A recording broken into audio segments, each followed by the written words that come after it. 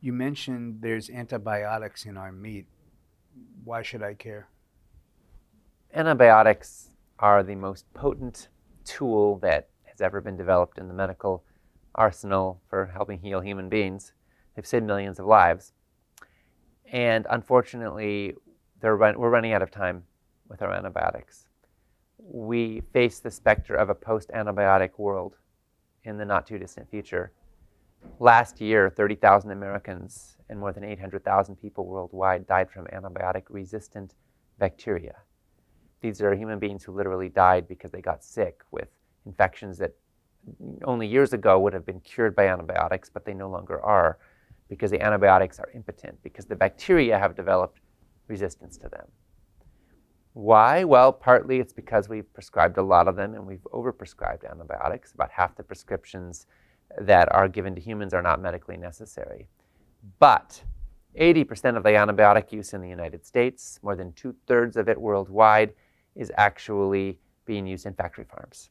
We're giving it to livestock routinely with every dose of feed, not to help them recover from pneumonia or some sickness, but to keep them alive under deplorable conditions and to make them gain weight faster, because antibiotics, it turns out, make them get fat quicker, which is another side note, interesting point, because when you're eating products of animals that are obese and that were fed antibiotics to make them obese, what do you think that's doing to you?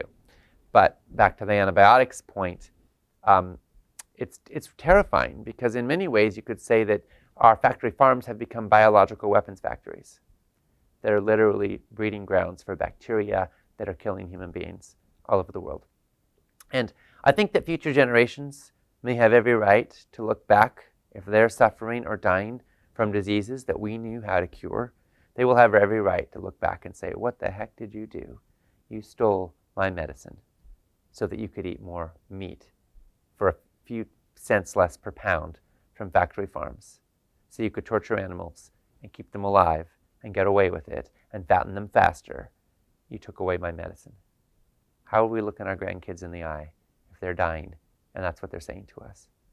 So if you're somebody who cares about the preservation and the viability of antibiotics, it's a very good reason to steer clear of factory farm meat and any meat that wasn't explicitly antibiotic free.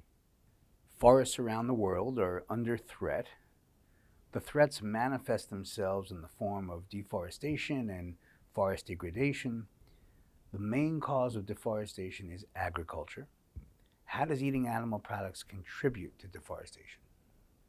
Forests are the lungs of the planet. It's this beautiful symbiosis where we breathe carbon dioxide and we breathe in oxygen, and they breathe out oxygen, they breathe in carbon dioxide. We have this beautiful, exquisite balance.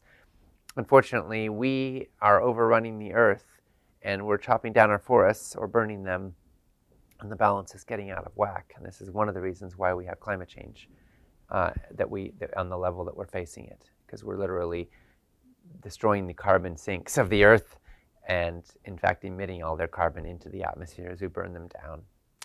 And the central driving force behind deforestation, we have cities growing, of course. We have shopping malls and houses, but we also have a whole heck of a lot of agricultural land. And in the tropical rainforest right now in Brazil, tropical rainforests are being chopped down or burned for cattle ranching land. It's the biggest number one reason.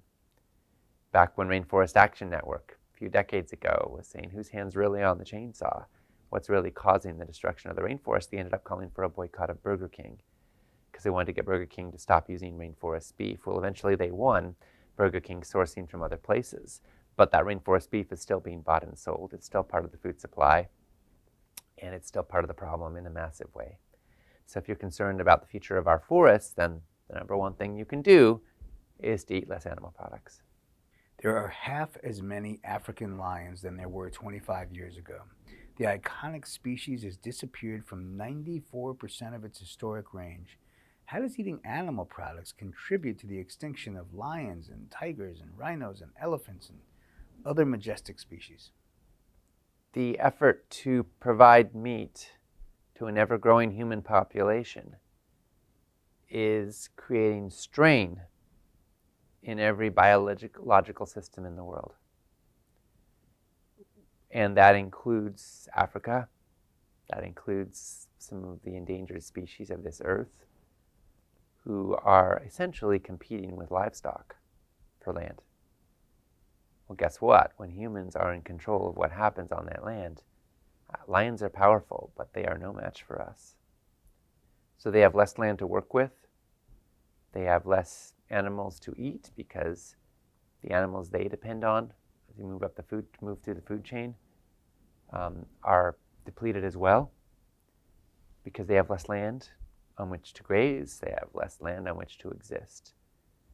We are essentially taking all of the wild creatures of the world and giving them less and less space to work with and less environmental stability to work with. As we fuel climate change through our actions, we're fueling more droughts and more floods and more climate instability, which makes it harder on every ecosystem to survive.